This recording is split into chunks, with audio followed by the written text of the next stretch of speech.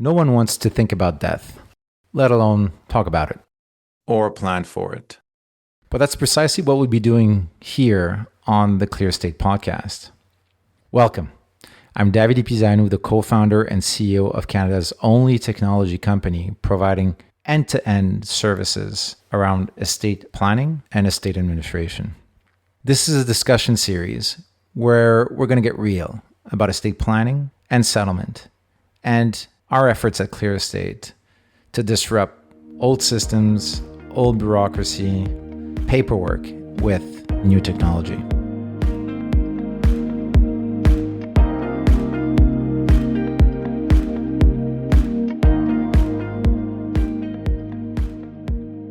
So estate planning is a crucial part of your financial future. It's a crucial part of one's financial plan.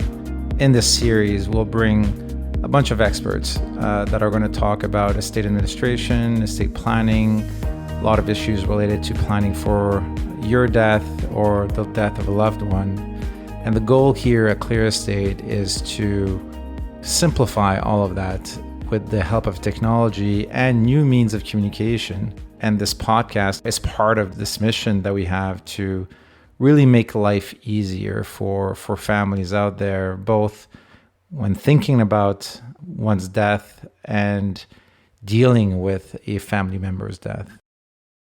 Estate planning has been going on for a long, long time. I was reading the other day that the first will was discovered or picked up dating back something like a couple of thousands of years.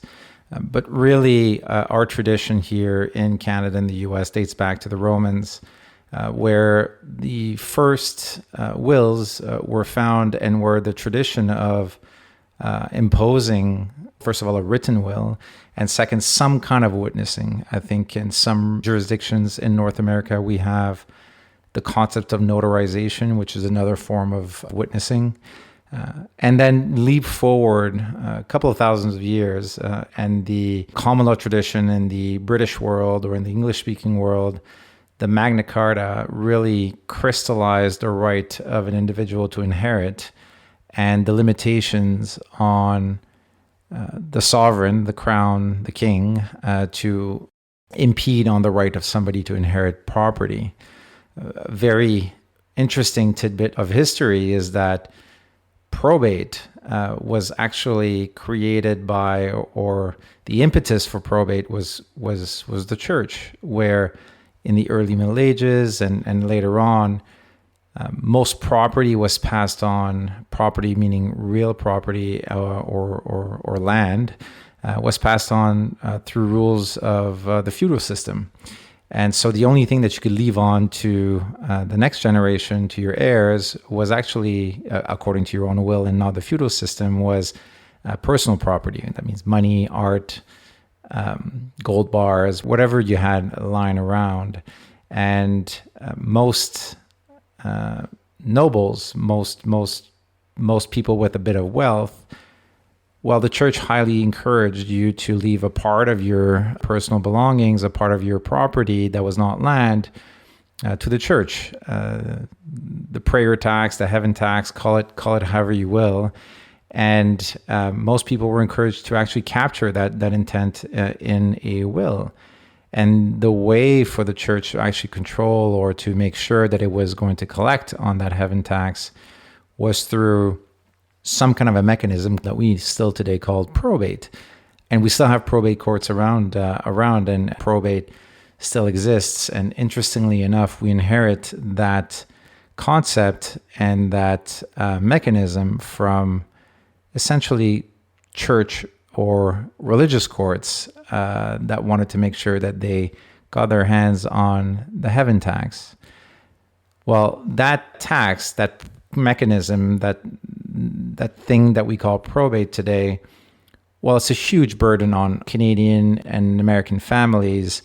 You know, I heard this statistic the other day that a probate can still take up to almost 12 months in some jurisdictions and some courts, especially in Toronto and other big centers. It got really, really bad during COVID, and now it's getting a little better, but can still last a very long time. Now, probate is necessary in order to move on to distributing the assets to the beneficiaries. And most, or a lot of, I would say, states and provinces collect some kind of a probate tax on the system. So they have not completely gotten rid of the heaven tax. So the responsibility of going through probate belongs to or falls on the shoulders of the executor.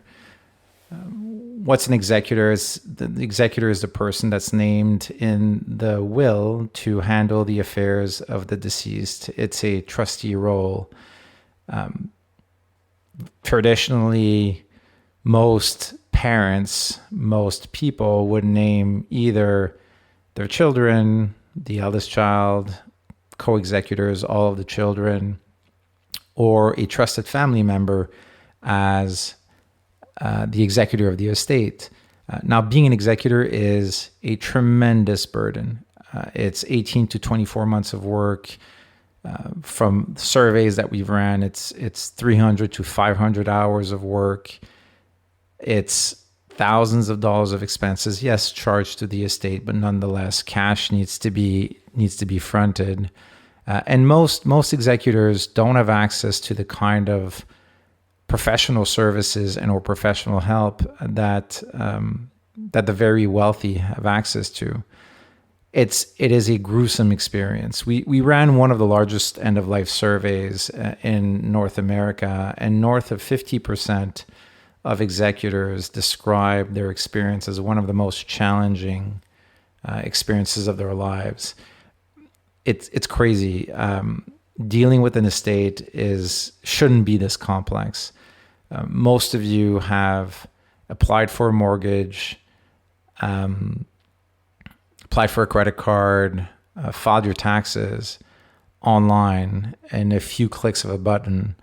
But settling the affairs of somebody that passed away, that's typically somebody that we loved, that we cared for, is years of work where nobody has any interest in making sure that your experience as executor is seamless. I was reading this article in the paper where an executor here in Canada had to call the Canada Revenue Agency, the CRA, 650 times in order to get what's called the clearance certificate, which is essentially the bit of paper that tells the executor that they're fine, that the CRA considers that all taxes have been paid. And that was stopping her from distributing the assets to, or the money to the beneficiaries 650 times. I don't know what your experience is when it comes to dealing with tax authorities, but it's not the most pleasant. And I know we have some issues in Canada with the Canada Revenue Agency, but it's this extraordinary amount of effort in order to deal with something that's already quite painful. So when we started ClearEstate in the middle of the pandemic, death clearly was part of the conversation. Part of what people were talking about. And when we started ClearEstate, it was really to handle and to tackle the burden on the executor. The original story for ClearEstate is really rooted on, around like TurboTax for estate administration. How can we, through technology, build a simpler, better experience for the executor? And the goal was really to make the experience of the executor and the experience of families simpler. The job of an executor very often is just to repeat the same information over and over and over again to different institutions and different parties, whether it's tax authorities, whether it's banks, whether it's insurance companies, whether it's to other beneficiaries. The idea is to take the information, package it in the way that it needs to be communicated, and share it. Very tedious. As I said earlier, 300 to 500 hours of work, repeating the same information, from telling it to the CRA to telling it to Hydro and to the phone company and to a bunch of other people that are just not that interested in hearing it because what you're telling them is that you're going to stop paying them. And so it's quite hard on the executor. And the goal, the objective for ClearEstate was, well, how can we capture this information once and share it with the right stakeholders? But very rapidly, beyond the technology and beyond the tools that we could develop for executors and later on for people planning for their estate, we realized that content, and by content, I mean content that we shared online, things like this podcast, pieces of opinions and or just guides, walkthroughs, checklists, those were, I wouldn't say as powerful as our technology, but became real tools through which we communicated with a broader set of people and realized that we could be very, very helpful to a bunch of people that way. When it comes to estate administration and estate planning, very interestingly and very, very humbly, ClearEstate content and ClearEstate sources are cited by these platforms, ChatGPT, Gemini, now the new tool of Google, as authoritative alongside government resources. That's really a testament to the effort and the care that we've put in thinking through how useful content, informative content, and well-researched content could help people out there and people dealing with real issues.